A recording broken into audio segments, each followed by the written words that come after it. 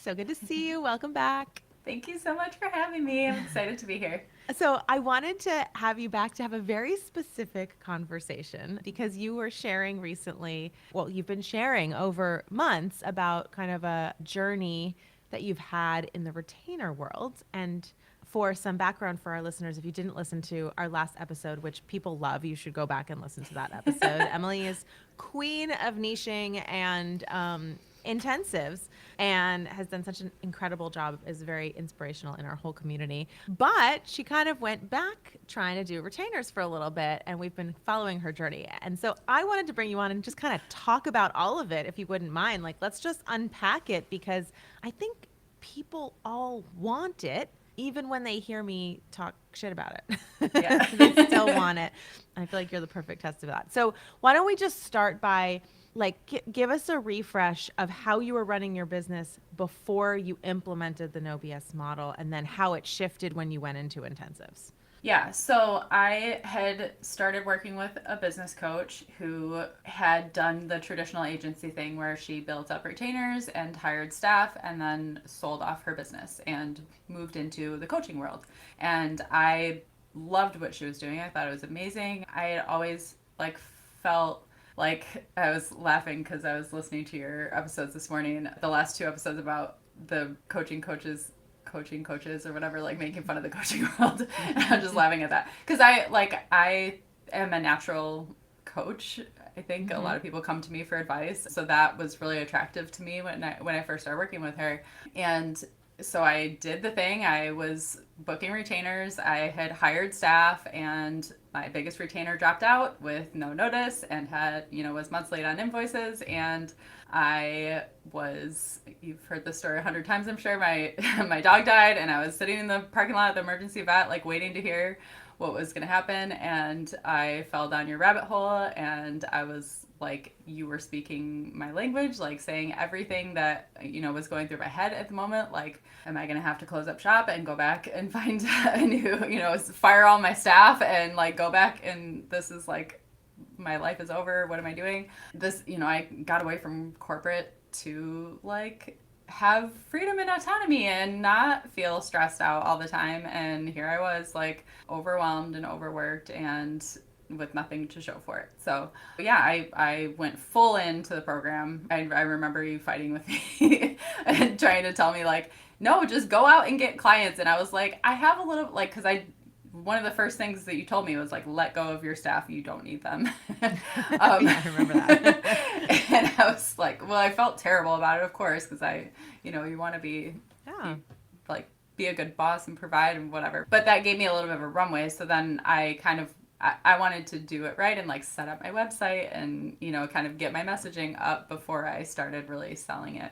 So yeah, fast forward, I don't know, a year and a half. I can't believe it's been so long. It's been 4 years since I joined initially. And I was becoming known as an expert in the job shop marketing, which is not a thing. That's a new category that I started. There wasn't anybody out there that was specifically focused on small manufacturing shops. So yeah, it was going great. And then I built all this momentum, and I had all of the intensives were awesome. We were crushing it. Our clients were happy. I was profitable and making money. I was taking more free time and kind of looking ahead at I've been busting my balls to do the for years now, and I want to take some time. So kind of after the holidays last 2 years ago, I kind of planned on taking some time, just having some slower months. So January, February, March, crickets. And we don't, as entrepreneurs and go-getters, we don't do that well, right? We don't take time off well. We don't relax. And it feels, when things aren't chaotic, it feels like something is wrong, right? So I kind of slipped into that, oh no, what's wrong? And then it kind of spiraled down into this, I kind of got into this funk, depression, feeling like nobody, there was no demand anymore for what I was doing. And Just to be clear, you purposefully wanted to take some time off. Yes. You were taking your time off and then concluded during that time off. Yes. Nobody wants to work with me, and this is in the tank. Yeah. Yeah. Basically, yeah. Okay. Yeah, I remember this. I'm just saying it for our listeners. Yeah. Okay. Yeah. So Basically, yeah. yeah. So then what happened the rest of the year? So this was spring of last year, and so March, the whole time I'm like, okay, I need to start doing these things to start ramping up work again. But it was like my mindset was not in the right place. And I remember being at the retreat in New York, in Brooklyn last spring, and that being a real change, or like a real turning point for me. And just, it was, it's always so inspirational to be in the room with you and everybody else that's out there crushing it and doing the same things, and all the mindset work and everything that we do in those, in those spaces. It really just kind of brought me back to life, and I was like, I know what I'm doing. Like, I know what I'm doing. I have a vision. I know that I can ramp back up again. And it was just like building that momentum again, like getting back the momentum. So, but because we had that dry spell of, it was like 4 months where I didn't have income. There were like a couple small projects here and there, but like not a lot of income coming in. And it really freaked out my husband, who is my CFO, and he is an engineer. He does not like change. He likes things to be steady and stable. He is my rock. I'm so grateful for him, because I would be all over the place if I didn't have him like grounding me, right? But he, his anxiety just compounded my anxiety. And so I was really just brainstorming and trying to figure out ways to level out that income, because, as you teach in the program, like, we have annual thinking, and the way the intensives work, it's like you get this huge chunk of change one month and then you have nothing the next month. And I'm fine with that. I don't care.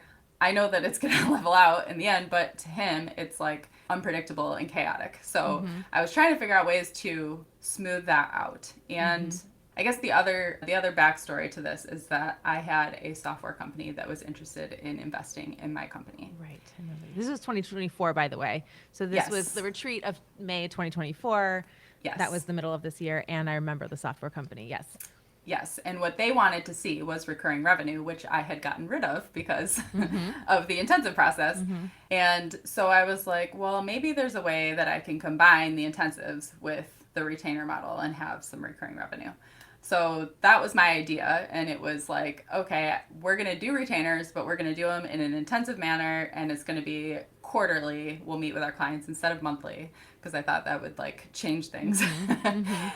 But the math did not math. Like, I don't know what I was thinking when I was trying to figure all this out, but I thought, like, yeah, we're only seeing them once a quarter, so it's like we're cutting the time in a third of Wait, what... let's just clarify for a second what that means. Yeah. So, because correct me if I'm wrong, but this is how I remember it. You basically took the intensives. You charge, what your prices right now, or about? Our packages are like 13 to 25,000. 25. Okay, so you took like maybe like a $25,000 project, and instead of doing it in one take, you basically broke it out over 4 quarters, and they paid you for it monthly so that you could have it look like recurring revenue. Yes, and we were kind of doing ongoing marketing stuff for them too, which is more than what we offer in our intensive packages. The intensives. And you were charging more. Yes, I was charging more, not enough more.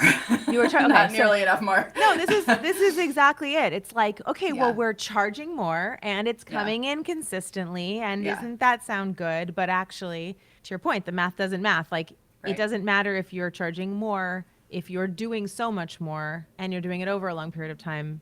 Very quickly, it can be something else. Before we go on with that, 2024. That dry spell in the beginning, and then you came to the retreat, and then everything was different. And I remember this very distinctly. By December, where were you financially? Oh, we were fine. Like I think I closed out last year, but better than the year before. I don't know. So you only working, only making income for 6 months. Maybe. Yeah, 8 months. 7. Maybe. Oh, yeah, because end of May. Yeah. Yeah. Okay. So 7-8 months. Yeah. So, right. Well, I only say this because the exact same thing happened in the beginning of the next year. I actually pulled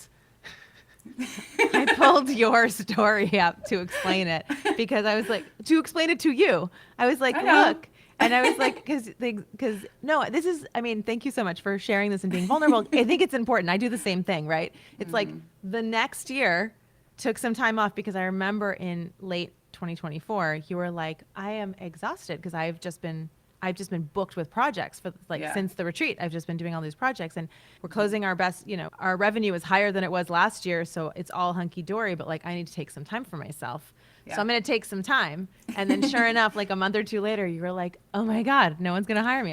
Everything's dried up. My business is, I'm in a funk. And I was like, hey, this happened last year. This is just Hey, look. Yeah. hey, like, but I did witness it was easier the next time. Like you were like, oh, I can trust it a little more this time. Like, I think Yeah. it's a big part of Totally. it is building that mindset and that trust. Totally. Yeah. Oh, yeah. It was 100 times easier to come back this time than the time before. And every time, I mean, we women cycle, right? Every month, like I have to have this talk with myself every month, right? It's like, no, we're fine. It's just Right.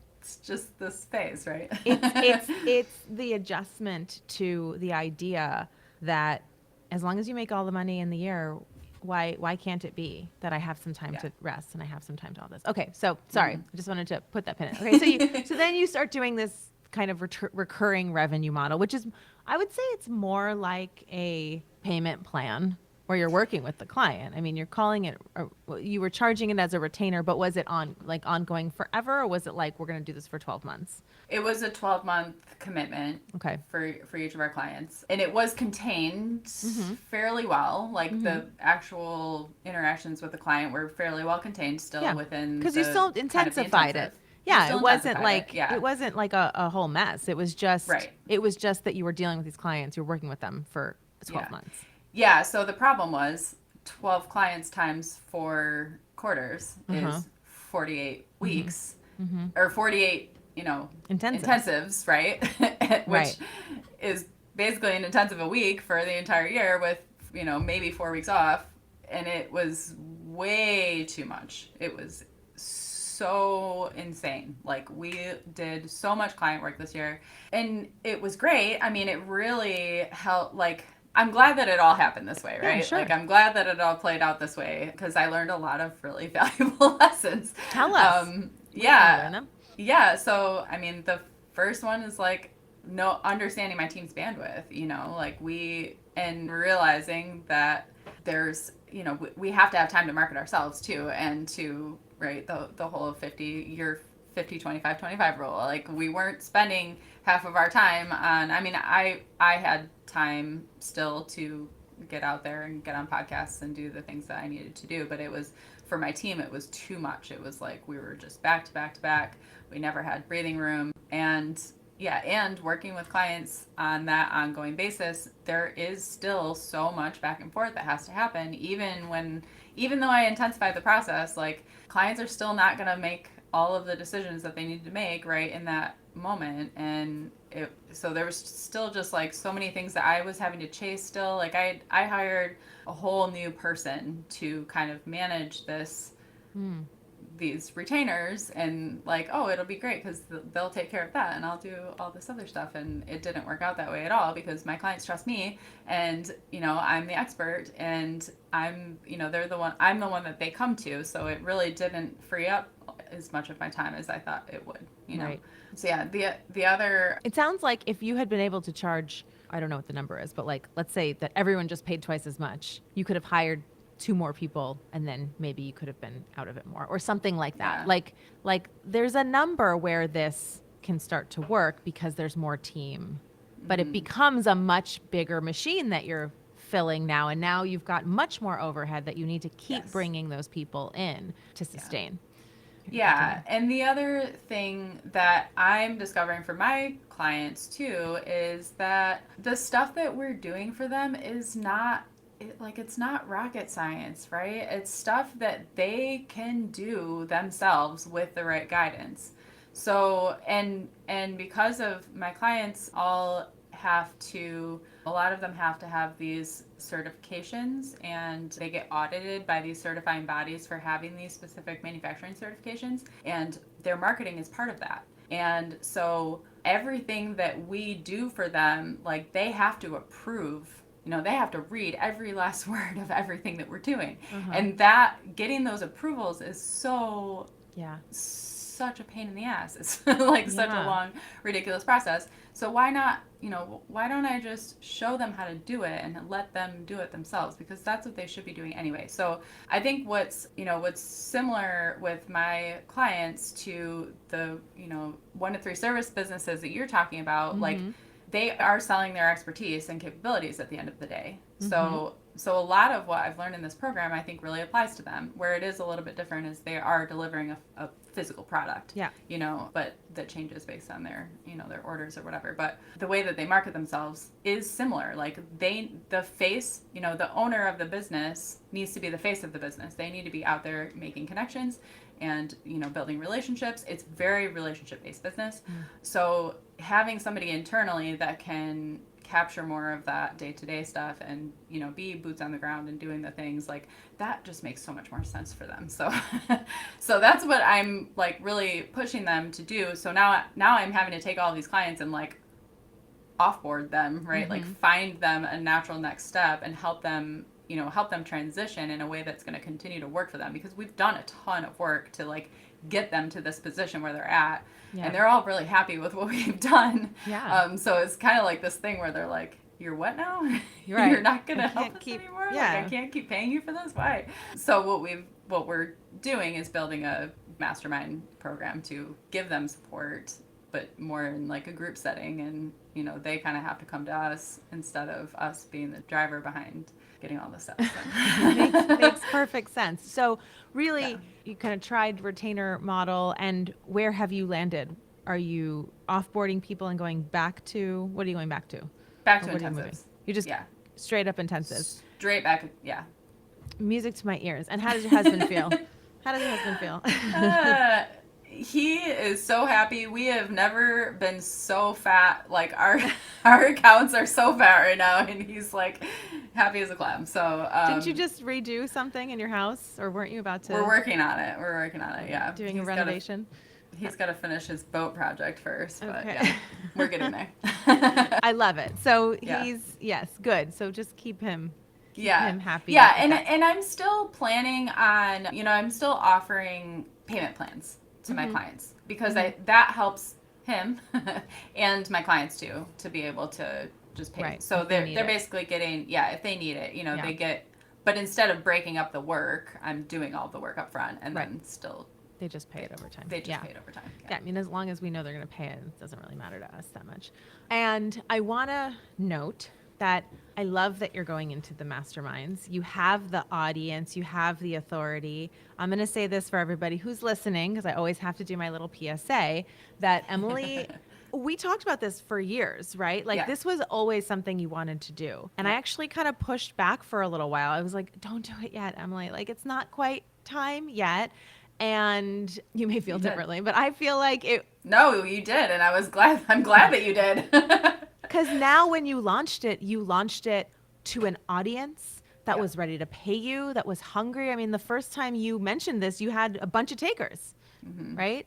Like ready to do it. And I just want everyone to hear that there is like a season of business when the one-to-many, the mastermind, the program, the coaching, the course, whatever it is that you're imagining as your one-to-many, it is not a matter of should you do it? I think everyone should if they want to, but it's when. It's both after you get your stable business and you've built authority. You've done an incredible job, Emily, of building authority in your space, creating authority content, getting on stages. Like, you are the person in this industry. It's amazing. So now you get to do that. I mean, I just want everyone else to hear, because I think people are always like, yes, and then I'll just do them. Like, I should just do that quickly so that I can have the one-to-many thing. But it's just, it's a time. It's not. And can you tell us a little bit about like what you're doing in that? Yeah, exactly what you said. You pushed me to not do it for a very long time, and I'm really glad that you did, because it was not the time, and it would have been, it's a whole nother business, like you told me. So, and I just had, thanks. I did listen. Yes, I did. Thank you. And I mean, I just had this conversation with one of my friends who came to me with all these ideas. Like, I want to do this this course, offer this course and this program and all these, and I'm like, and meanwhile I'm like, have you implemented the LP process yet that I've been talking to you about for the last 3 years? No. Well, okay, you need to do that first. Like, focus on that. Like, that is how you make money right now. And, and she's stressed about money. I'm like, you need to do this to make money so that you can eventually do these other things if you want to someday down the road. Totally. Yeah. It's hard to hear. It's hard, yeah, because we're dreamers and we want to do all the, we can envision all the things. So we want to do all the things. Yeah. So I have been piloting this program this year. So it was kind of part of I was calling the retainer thing my marketing machine. So as part of that, I gave them access to this program. And all it has been is a monthly call where we meet up for 2 hours, and it's basically like our year 2 mastermind. 2-hour like hot seats. We journal for a little bit and share our wins, share our struggles, share resources, all of that. It's been so amazing, like so much more impactful and incredible than I ever could have imagined. And like, they're working together, they're collaborating on things, they're sharing resources, sharing leads, all of that. Like, and they love that it's so specific to, they're their people. Like, that's who's in the room, right? It's not bankers and lawyers and whatever. It's like very specific to their needs. So what we're doing going into next year is expanding that, creating a platform around it, because again, it's just been like these calls, but there hasn't been any engagement in between, which I think is missing. So setting up some, automatic prompts and things like that to get them talking and get them just interacting in between the calls. And then we're also adding more calls, more spaces for them to get support, and inviting their internal. A lot of these small shops have like an admin assistant or like a sales, an internal salesperson that can do some marketing things, right? So kind of inviting that person as well to then will kind of provide guidance and support for that person so that it's not all on the owner to kind of administrate that and babysit it. So that's kind of the two different tracks or areas of that. And then still continuing to do having the leaders get together and talk about getting themselves out there as the face of their business and pushing each other to, get on podcasts and stages and doing all of that. So amazing. So cool. Yeah. On the topic of like a one-to-many almost being a different business, although I think you've done a good job of it being the same audience and kind of two different offers that can both support them in different ways, which I think is not always easy to do, but is really awesome. The fact that you're so good at intensives and have made them so profitable is what has created the space for you to be playing with this mastermind, and how are you going to add to it and what can you do? And I think that's just so cool, because especially because you're so niched, it's like there aren't a lot of places where these kinds of business owners can connect in this kind of way. I mean, you are the hub for this, and how awesome is that? Yeah, totally. It's one of my clients made the Inc. 5000 list this year. Oh, wow. Which is super cool. And they went to the gala, the awards gala. And when they came back, they were saying like, as soon as anybody else found out that they were a manufacturing company, it was like pounce, or like the bankers and lawyers and all the, like pitching their services and things like that. And they were just like, they're so grateful for the space that I've created because it's safe from that, they don't have to fend people off. Yeah, of course. Like, everybody wants to be around people who get them and are kind of going for similar things. And I know your ideal clients, like they're a creative, they're a specific kind of personality to be running these job shops. I don't know if you shared it on your last, I mean, maybe you did, but do you want to just share your story of like how you ended up in the job shop space? Because I kind of love it. Yeah. So my whole family is in manufacturing. I live in Michigan, so it's very, it's a big part of our culture here. Is most people work in manufacturing in some shape, some way, shape, or form. Most of my family work for GM, actually. And my husband's an engineer, my sister's an engineer, my mom's a calculus professor at an engineering school. My dad Wow. is, all of that. My grandpa retired from a machine shop, and I found this out later, but like probably a competitor to my husband's grandpa's shop, which was like a half hour away, in the Detroit area. And so, yeah, it's kind of in my blood. Like I grew up around machines. My dad had like a drill press in his shop, and, learning how to use power tools and all the things. And then in college, so I went to an engineering school. I started in mechanical engineering, hated it, learned that very quickly. There's a co-op. It's a co-op school. So every other term we're working from freshman year. So starting right in the beginning, you get a job and you work for 3 months in a full-time, like a full-time an apprenticeship. Job. Yeah. Kind of. Yeah. Yeah, it's a really unique program. Wow. Kettering University. It used to be General Motors Institute, and it was like kind of the feeder for the plant, managers and like the auto dealership, management for auto dealerships and things like that. It's expanded well beyond that now, and it's more general engineering. But so yeah, I worked at an automotive manufacturing company that made like the instrument panels and like door panels and things, and I would sit in meetings with like 25 people arguing over, tenth of a millimeter, and I'm just like, I hate this so much. And I found myself like in the design studio a lot, that's kind of where I learned Adobe products. Like they had an empty desk with all the Adobe suite on it, so I kind of like played around with that a little bit. I did career tech school in high school as well. So my junior year I did cosmetology as like a backup because I had always like done hair and stuff. And then my senior year I did marketing management, business and technology was the name of the class. So half of my day I was in this like, intense kind of class around entrepreneurship. So I learned a lot, in that as well. That's awesome. Yeah. And then so my first co-op job was the engineering job that I hated. So then I almost left and went to art school. And my roommate, her mom was also a professor at the school and was like, you can't give up your free tuition. What are you going to do? Like, go get student loans and pay them off forever? Like, don't do that. So she convinced me to switch to the business program at Kettering.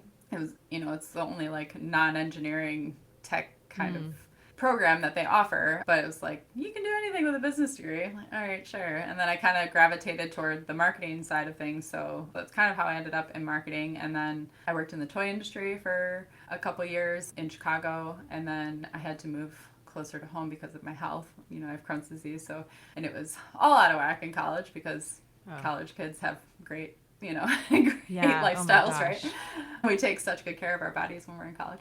So, I kind of moved closer to home, and then I met my husband. I was a junior in college when I met my husband, and he was working here in Holland, and he was a couple years ahead of me, so he was graduating and got offered a full-time job when he graduated and bought a house here. So I started looking for jobs in this area, and I found there was a fabrication shop that had a product line that they wanted to market to the marine industry, the marine service industry. So I took that job I was their, marketing intern, and I developed a brand and a, catalog and website for this line of marine maintenance equipment. And yeah, so that's kind of my first real exposure to the types of customers that I work with now. And then there were I worked at a couple other small shops after that early in my career. And when I launched Marketing Metal, had worked my way up to like director of marketing at a product development and engineering company that also did like had a lot of machining and prototyping and that kind of right. had a shop. So yeah, there is no better person. Nope, I know. I didn't know all those details. I knew parts of that story, but that's amazing. That's such a good story. I should share that more. Like talk about it being such a clear reason to have such a great niche. I mean, you just know these people inside and out. Mm-hmm.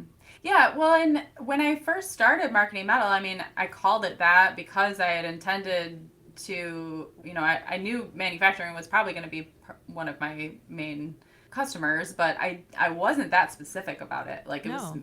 that manufacturing is a huge, it's a huge space, and most manufacturing companies aren't, well, that's not true. There are a lot of manufacturing companies in the US are small businesses, but a lot of them are manufacturing a specific product. They're like selling a product. Right. So yeah, your program is really what forced me to double down on that and say, like, who specifically in manufacturing do I want to work with? Yeah. I mean, I vaguely remember when you went all in on this, and it was pretty early Yeah, it on. was within a couple months of joining. Yeah, you really like you doubled down, and not everyone can do that. I mean, that's why actually your story is so great, because it's like it makes so much sense. Like, when people say, why me? What do you have that nobody else has? What is the best thing? Not everyone has a great answer to that, but you've got a whole lifetime story of why. Yeah. But also because it was so niche and so weird, like not weird, just No, kind of it like is. what? So like this Yeah. is, I mean, again, go listen to the earlier episode of Emily coming in and talking about her niche, because it was a quicker path to authority in the space, because it was such an untapped niche in the like branding and marketing and website space, and you went all in on it, and nobody else owned it, and like all of those things just kind of worked really well together. It seems so obvious in hindsight, but it wasn't obvious going forward at all. It was so not obvious. I remember being in literal tears, just like sobbing. And I don't know why, I was like, had met up with my mom in Grand Rapids, and we were sitting in my car, and it was raining out. And I just remember sobbing in my car and thinking, like, what am I doing? Like, I have no idea. My career path makes zero sense. And like, I mean, this is before I started marketing metal, but it just felt so disjointed. And like, I had, for a long time, I thought I wanted to be in the toy industry. Like, I loved my job. I mean, I still have my my Emily train from when I worked I was on the Thomas the Tank Engine team at a toy company in Chicago, and I loved that industry. There was a lot about it that I didn't love. I was there for the whole like Red Scare with the lead paint recalls, and all of that was crazy. But yeah, I mean, I worked at a toy store in high school, and like I'd always just been really creative and artistic, and it just felt, my career just felt so like constricting and not, I just didn't feel like I fit, like I was never a good employee. I fucking hated all of my jobs except the toy industry. I mean, I had a couple, I really liked my job in the toy industry. So when that went away, it was like my identity, I had no idea what I was going to do anymore. Like, I was just really lost, and just kind of working at these shops like, because they were available, and it was like, fell in my lap kind of thing, like connection through, sailing connections and whatever. So yeah, it's just so, because again, like if you look at it backwards, it's like, it looks like it just walked you right here, exactly where you were supposed to be, but it never feels like that. Nope. If this is I feel like people should share this with their young friends who need to be told that, it's okay if you don't know exactly what it is. I feel the same way. I was like dabbling in all kinds of stuff, just, maybe I'll be a real estate agent. Oh, maybe I'll do this and open a cafe. Like, I have no idea. But it all ends up like building up to whatever you end up doing. You get so many skills from all of the things. For sure. Yeah. Oh my gosh. Well, I'm glad I asked. What an awesome story. Emily, thank you so much for coming on. Thank you so much for sharing so candidly all of the ups and downs, and especially the mindset stuff. And I just think it's really valuable for people to hear, especially like all of our students that listen to this podcast. It's because Emily, you're always killing it, like you're on stages and you have all these big clients, and people are so in awe of you. And even when you're doing really well, anybody, me too, right? I'm like trying to share this on the podcast. It's like, you're still going to have those mindsets moments where you're like, oh my God. Yeah. I do not feel like I'm crushing it all the time. Like, right. But not that's even close. It's the top of the Maslow's pyramid of just, you got to work on your mindset. Like, because all, it's all gravy. So now we just have to feel good. Yeah. We just have to work on feeling okay and like feeling at ease. Right. Right. I mean, I have no reason to stress. Why am I so stressed? Right? Right. Like, Well, we can only see that it's all internal once we have all the things. yeah. Because I think when your business is chaotic or you're not making enough money or like it's like you don't feel like you have any control over it, then when you feel stressed, it's like, well, obviously I feel stressed. Look at what's going on in my business. But once you get your business to a place where it is doing all the things you want it to do and you still Yeah. feel stressed, then you have to Yeah. look at it in the face and admit, like, oh, I just feel stressed. Like, Yeah. Like, oh, there's absolutely no reason for this. so then you just work on that. I Right. feel like it's Yep. the hardest thing to work on, frankly. Yes, it is. And really, the biggest, I mean, that is, I think, the most important reason for us to stay in the program because Yeah. we work on that mindset so much. It's such a huge part of your program, and it's a huge part of what I plan on doing in my what I've already done in my program and what I plan to continue doing because it's just so important for business owners to do that work because otherwise you stress yourself out. You're gonna die at 40 from stress. to do that work and just to be around other people doing Yeah. it and like hearing and seeing Yeah. it. I feel like that is so, I find that to be so valuable too, just hearing other people and being able to normalize the fact that even when you're doing great in business, you can still feel stressed or you can be doing great and also have 0 months. Right. We have friends in our community who are like, publishing books and doing TED Talks and also stressing out. Right. Right. Like, and Right. we've watched quite a few people do all of those things at the same time. So Yeah. it's a good reminder for all of us. Well, thanks, Emily. Thanks for coming on. Where can everybody find you? And especially those job shop owners that listen to my podcast. Yeah, I'm sure so many of my Send my it to clients your listen. send it to your job shop owner friends, guys. But it's marketingmetal.com. Is that the best place? marketingmetal.com. Yeah. Should I do a landing page for you? I probably should. Like marketingmetal.com/nobs. Do it. By the time you hear this, it'll be up. Okay. Amazing. All right. Marketingmetal.com/no BS. Thanks for coming, Emily. Thanks.